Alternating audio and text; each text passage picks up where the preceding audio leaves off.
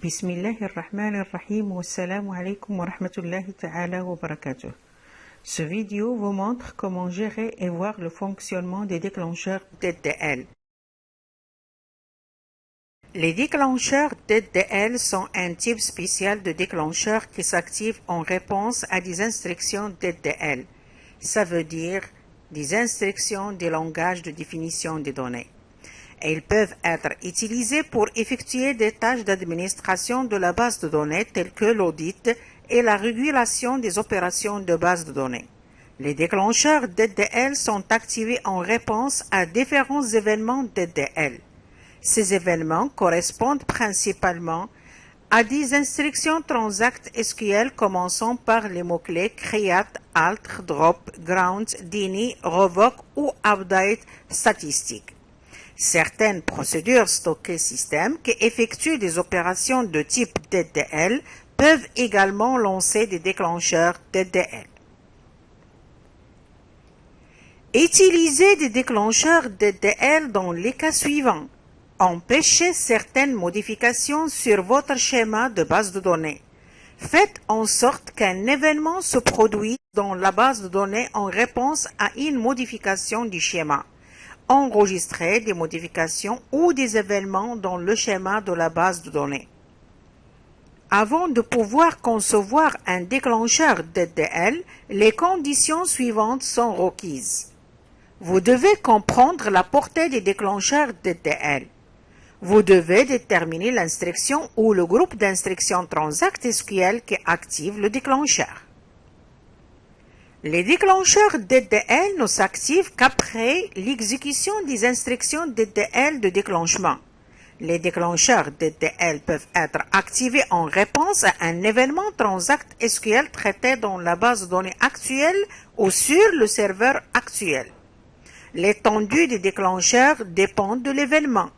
Par exemple, un déclencheur DDL créé pour être activé en réponse à un événement createTable se déclenchera à chaque fois qu'un événement createTable se produira dans la base de données ou sur l'instance du serveur.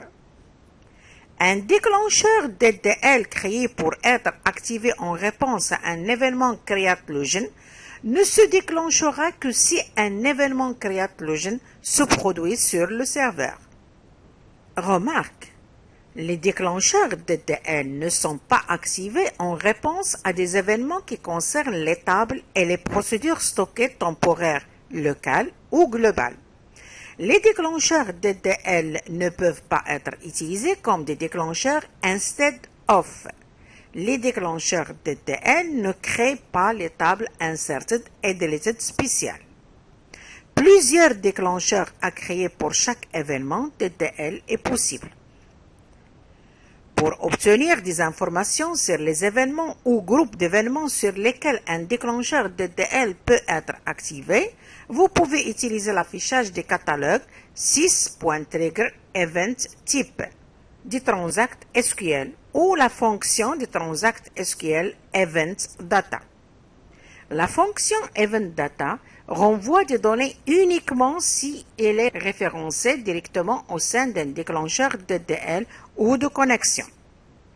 Cette fonction retourne la valeur nulle si elle est appelée par d'autres routines, même si ces routines sont appelées par un déclencheur DDL ou d'ouverture de session. Les données retournées par Event Data ne sont pas valides après qu'une transaction qui a appelé Event Data implicitement ou explicitement est validée ou restaurée. Les déclencheurs DDL dont l'étendue et la base de données sont stockés sous forme d'objets dans la base de données où ils sont créés. Des déclencheurs DDL peuvent être créés dans la base de données master. Ils se comportent exactement comme ceux créés dans les bases de données conçues par l'utilisateur. Les déclencheurs DDL généralement sont de deux types. Les déclencheurs Transact SQL et les déclencheurs DDL CLR. Dans cette partie, on va s'intéresser aux déclencheurs Transact SQL DDL. Les déclencheurs Transact SQL DDL est un type spécial de procédure stockée Transact SQL qui exécute une ou plusieurs instructions Transact SQL en réponse à un événement d'étendue de serveur ou de base de données. Par exemple, un déclencheur DDL peut être activé si une instruction comme alter server configuration est exécutée ou si une table est supprimée à l'aide de drop table. Vous pouvez obtenir des informations concernant les déclencheurs DDL dans l'étendue et la base de données en interrogeant l'affichage catalogue 6.triggers au sein des contextes de base de données dans lesquels elles sont créées ou en spécifiant le nom de la base de données comme identificateur, par exemple master.6.triggers. Les déclencheurs DDL dans l'étendue et le serveur sont stockés sous forme d'objets dans la base de données master. Toutefois, vous pouvez obtenir des informations sur les déclencheurs DDL dans l'étendue et limiter au serveur en interrogeant l'affichage catalogue 6.server_triggers dans n'importe quel contexte de base de données.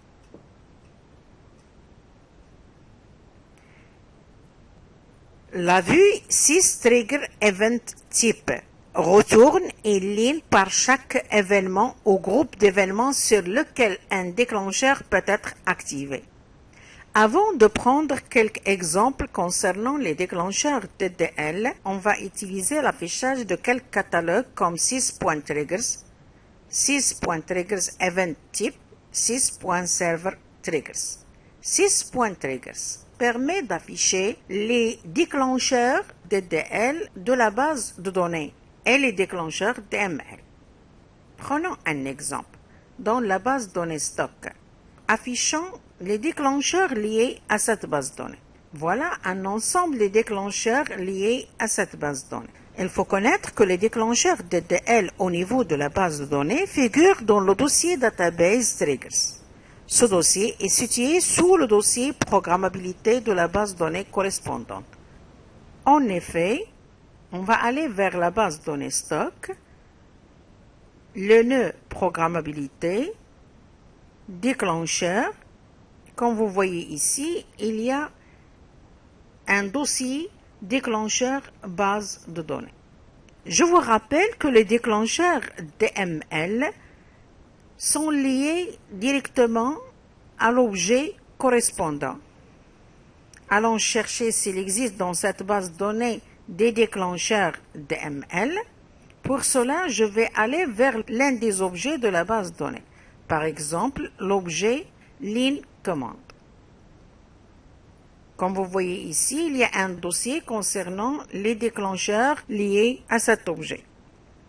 Eh bien, cet objet line command de la base de données stock, qui est ici n'est autre que l'objet parent de tous ces déclencheurs. La vue 6.server_triggers.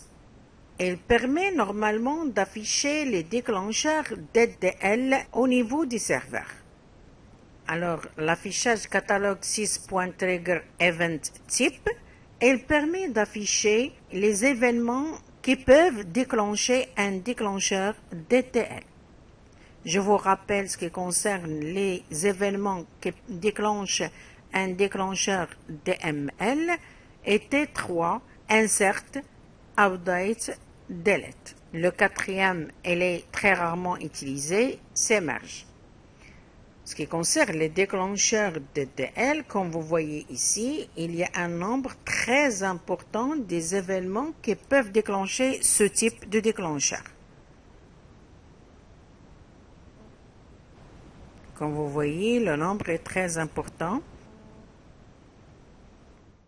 Les déclencheurs DDL dans l'étendue et le serveur figurent dans le dossier déclencheur de l'explorateur d'objets SQL Server Management Studio.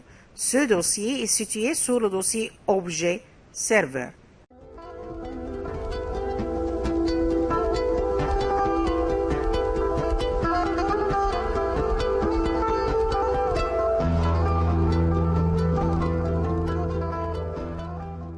Dans cet exemple, le déclencheur DDL-TR1 est activé à chaque fois qu'un événement create table ou l'événement create procedure se produit dans la base de données stock. Sa fonction est d'empêcher l'utilisateur de créer une table ou une procédure stockée dans cette base de données.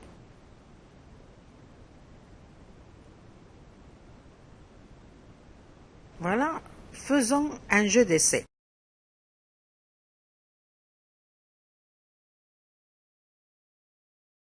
Je vais créer une nouvelle table qui s'appelle table essai. Comme vous voyez, le trigger a empêché la création de telle table dans la base de données. Je vous rappelle que le trigger a été créé au niveau de la base de données courante qui est la base de données stock. Ça veut dire que le trigger ne peut pas agir sur une autre base de données. Par exemple, si on est dans la base de données PAPS et on tente de créer une table, la table sera créée sans problème.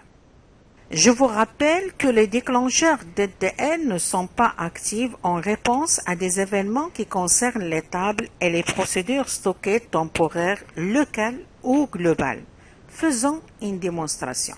Notre déclencheur, qui est le déclencheur TR1, agit une fois l'événement create table se produit ou bien l'événement create procedure se produit.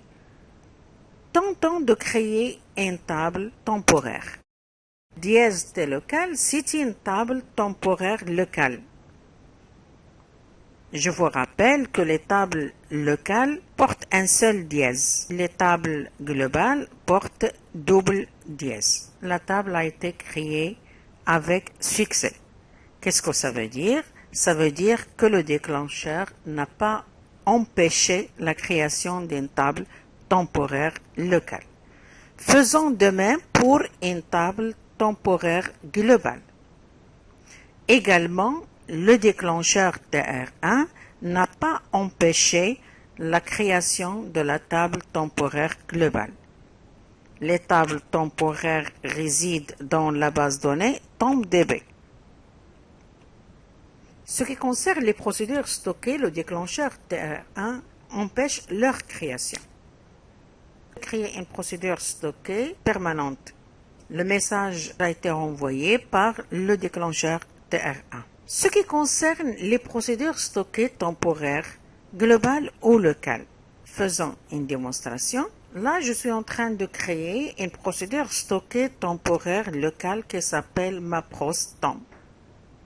Exécuter, comme vous voyez, a été exécuté avec succès. Le trigger TR1 n'a pas empêché également la création d'une procédure stockée temporaire locale. De même, si on a une procédure stockée temporaire globale.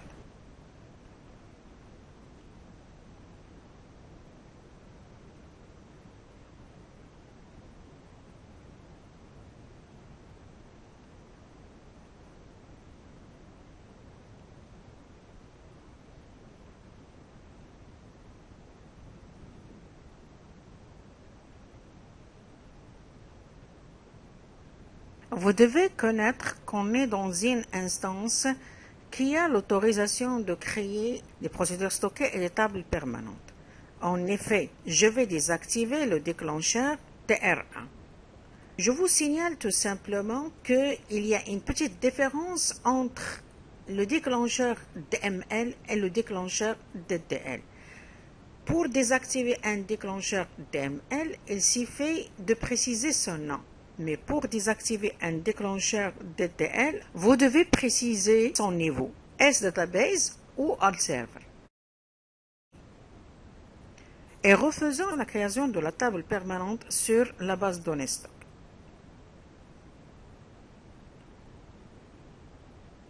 Comme vous voyez, la table a été créée. Et voilà la table. Aussi, ce qui concerne la procédure stockée. Et voilà. Je vous rappelle tout simplement pour activer un déclencheur, utilisez le mot-clé init. Pour modifier un déclencheur, utilisez Alt.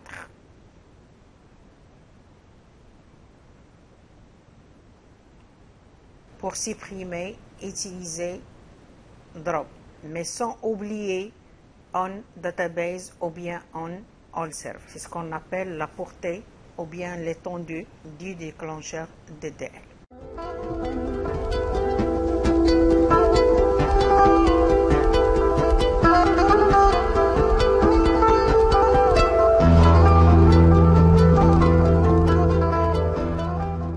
Le deuxième déclencheur qu'on va voir ensemble, c'est le déclencheur TR2, dont la portée est une base de données.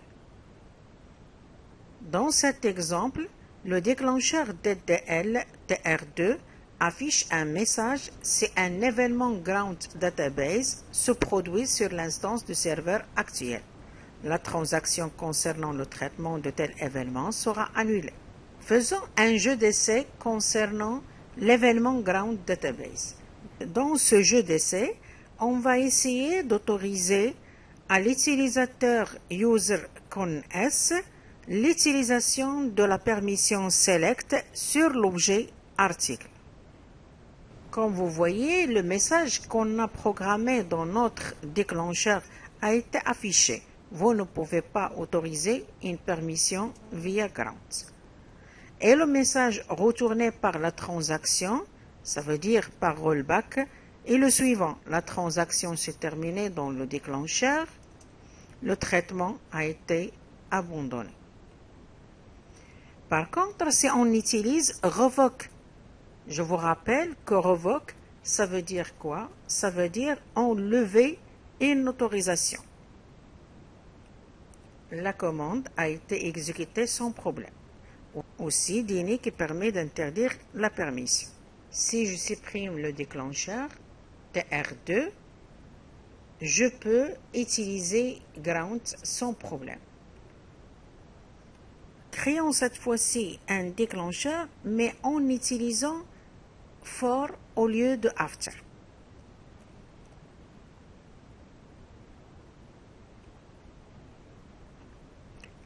Le déclencheur a été créé correctement. D'ailleurs, for joue le même rôle que after. Cette fois-ci, au lieu de after et for, on va utiliser instead of.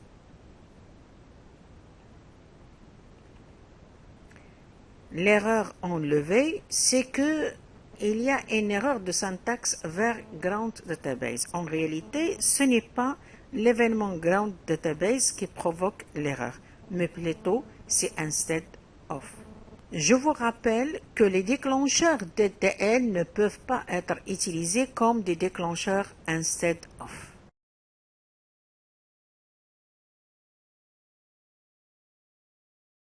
Visualisons maintenant la liste des déclencheurs DDL étendue sur le serveur.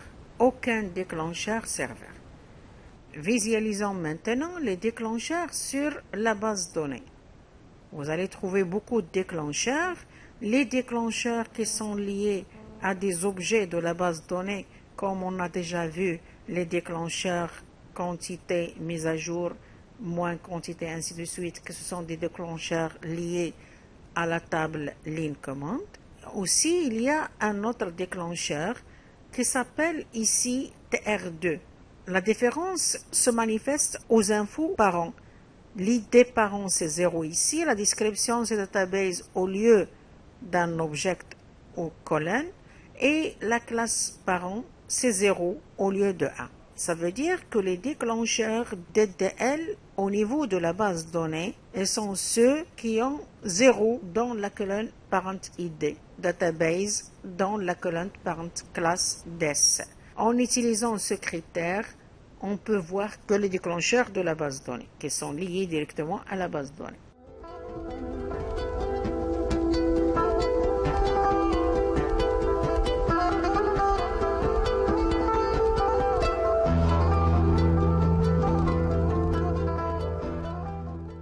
Alors, dans cet exemple, le déclencheur DDL se produit sur l'instance des serveurs actuels. Chaque fois, l'un des événements create database et drop table se produit. Ce déclencheur DDL permet d'interdire la création d'une base de données et la suppression d'une table sur le serveur. Il utilise aussi une fonction event data pour extraire le texte de l'instruction transact SQL correspondante. Alors, on a créé ce déclencheur. On remarque que les déclencheurs DDL dans l'étendue et le serveur figurent dans le dossier déclencheur de l'explorateur d'objets SQL Server Management Studio. Ce dossier est situé sous le dossier Objet Serveur. Faisons alors une démonstration. Pour cela, on va déclencher la suppression d'une table ou bien la création d'une base de données. Alors, essayons de supprimer la table ligne commande de la base de données stock. Un message doit s'afficher, voilà. Vous ne pouvez pas exécuter cette action et comme vous voyez, Data Event a récupéré la commande qui a déclenché le déclencheur TR3, Drop Table Line Command. La suite des messages, un déclencheur DDL l'interdit. Et là, le message retourné par rollback. Changeons la base de données et essayons de supprimer la table. Je vous rappelle que le déclencheur sur lequel on est en train de travailler, c'est un déclencheur étendu sur le serveur. Et il n'est pas un déclencheur au niveau d'une base de données, mais plutôt il est étendu sur le serveur. Ça veut dire sur n'importe quelle base de données, vous ne pouvez ni supprimer une table, ni créer une nouvelle base de données. Prenons par exemple la table MATable.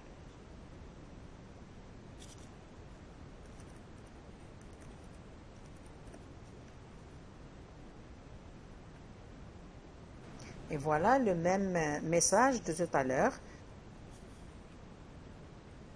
Maintenant, ce qui concerne la base de données, essayons de créer une base de données. Alors, le déclencheur a affiché un message. Dans ce message, on trouve la commande Create Database DB-SA. C'est l'événement déclencheur des déclencheurs TR3. Je vous rappelle tout simplement que certaines procédures stockées système qui effectuent des opérations de type DDL peuvent également lancer des déclencheurs DDL.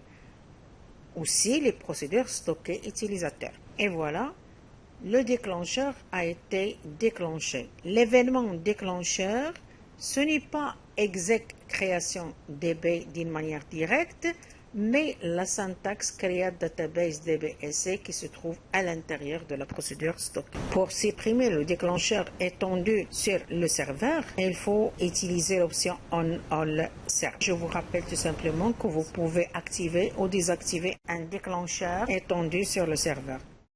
En effet, faisons la création de ce déclencheur, voilà, et lançons la syntaxe qui permet de désactiver ce déclencheur.